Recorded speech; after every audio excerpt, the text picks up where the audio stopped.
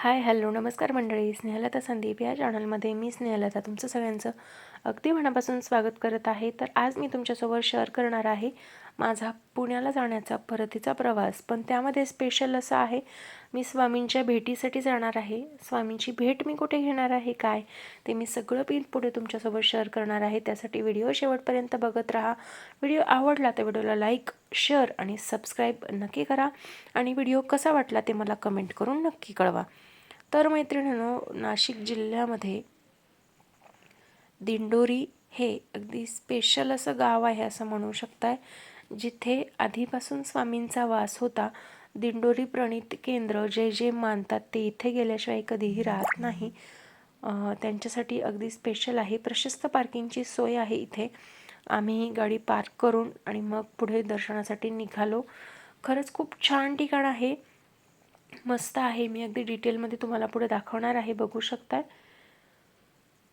दिंडोरी प्रणित केंद्र. इथे हा मुख्य प्रवेशद्वार आहे. इथे पार्किंगला अलाउड नाही आहे, त्यामुळे साईडलाच पार्किंग करून आपल्याला पुढे यावं लागतं. तर आतमध्ये जाताना खूप छान सुंदर मस्त प्रसन्न अशी वाट आहे. इथे पोचतानाच वाट इतकी सुंदर आहे, तर स्वामी मार्ग किती सुंदर असेल याचा विचार करा.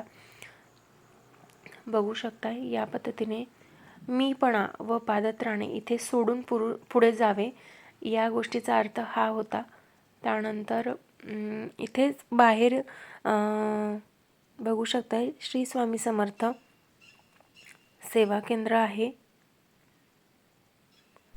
श्री स्वामी समर्थ प्रधान सेवा केंद्र दिंडोरी, इथे आम्ही दर्शनासाठी आलेलो होतो. खरंच खूप छान ठिकाण आहे, मस्त ठिकाण आहे आणि स्वामींच्या भक्तीमध्ये रमण्याचं ठिकाण आहे.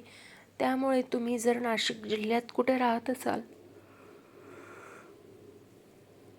तर एकदा नक्की भेट द्या.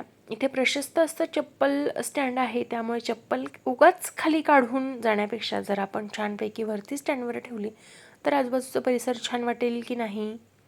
पण नाहीच, तसं करायचंच नाही. तर इथे दिल्याप्रमाणे मीपणा व पादत्राणे इथे काढून आम्ही बाहेर चाललो होतो.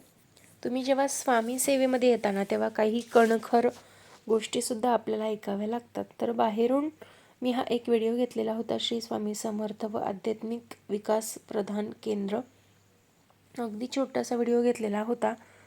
तर मैत्रिणींनो, व्हिडिओ शेवटपर्यंत नक्की बघत राहा. व्हिडिओ आवडला तर व्हिडिओला लाईक, शेअर, सबस्क्राईब नक्की करा. त्यानंतर मग पाय वगैरे धुवून आतमध्ये जायचं असतं, तर त्यासाठी निघालो. आणि तिथे गेल्यानंतर आम्हाला समजलं की आतमध्ये व्हिडिओ शूटिंग अलाउड नाही आहे. त्यामुळे मग मी कोणत्याही प्रकारचं आतमध्ये व्हिडिओ शूटिंग केलं नाही. आम्ही बाहेर आल्यानंतरच व्हिडिओ शूटिंग केलं, कारण कोणताही नियम मोडून केलेली गोष्ट कितपत योग्य आहे असं तुम्हाला वाटतं. त्यामुळे त्यांनी सांगितलं होतं की व्हिडिओ शूटिंग करायचं नाही. तर मग मी आतमध्ये कोणत्याही प्रकारचं व्हिडिओ शूटिंग केलं नाही. त्यानंतर या ट्रिपमध्ये मला आवडलेल्या सगळ्याच गोष्टी मी तुमच्यासोबत शेअर केल्या. माझे व्हिडिओज तुमच्यासोबत शेअर केले. तुम्हाला ते कसे वाटले मला नक्की सांगा.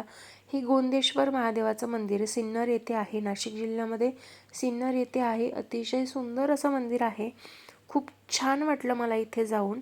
त्यामुळे तुम्ही जे सुद्धा नाशिक जिल्ह्यामध्ये जर राहत असाल तर एकदा नक्की भेट द्या. इथे रामायणात घडलेल्या बऱ्याचशा गोष्टी ह्या रेखलेल्या आहेत. त्यानंतर मुघल काळाचे परिणामसुद्धा इथे दिसतात. त्यामुळे एकदा नक्की भेट द्या. त्यानंतर मी चांदवडच्या मातेचं दर्शन घेण्यासाठी गेले होते. तर चांदवडच्या मातेचा सुद्धा खूप छान व्हिडिओ मिळाला.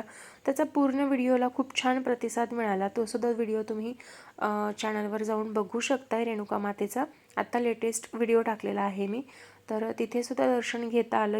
या वेळेस जेव्हा मी गावी गेले होते, खरंच खूप छान दर्शन झालं देवांचं. सगळ्यांचं भेट झाली छानपैकी. खरंच खूप छान वाटलं, मस्त वाटलं.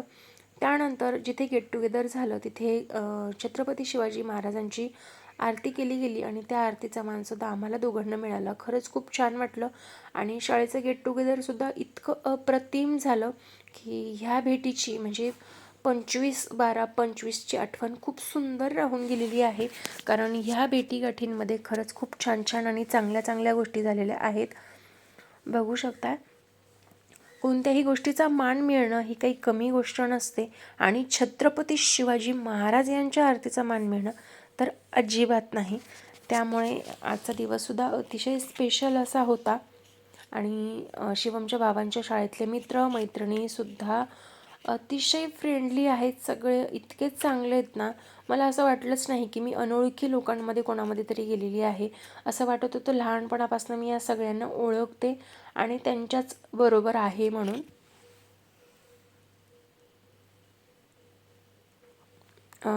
आरती लावल्यानंतर कॉपीराईट क्लेम येऊ शकतो, त्यामुळे मी आरती म्यूट करेन.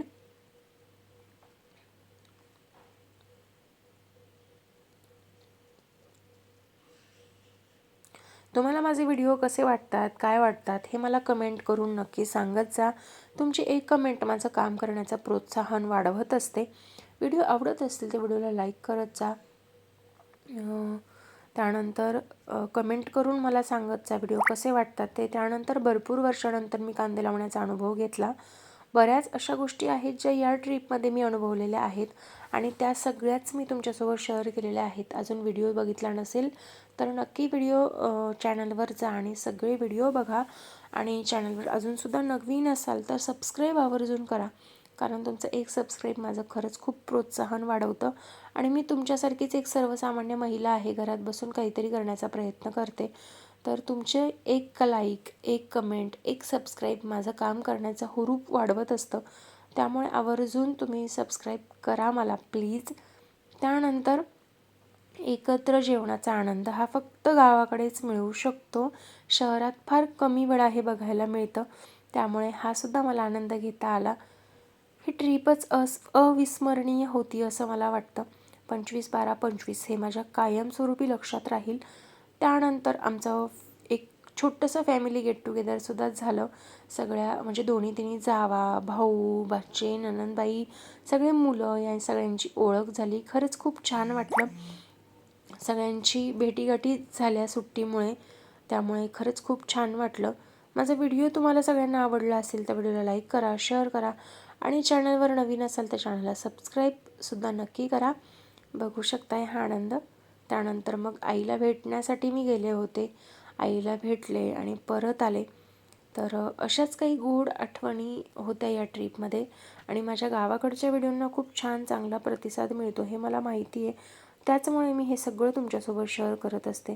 त्यामुळे आवर्जून तुम्ही माझे व्हिडिओ बघता त्यासाठी खरंच खूप धन्यवाद. त्यानंतर मग आईच्या हातचं जेवण, जे खूप खूप महिन्यानंतर मला जेवायला मिळतं. जेवण तर मी रोज बनवते, रोज खाते, पण आईच्या हातचं काहीतरी वेगळं असतं ना.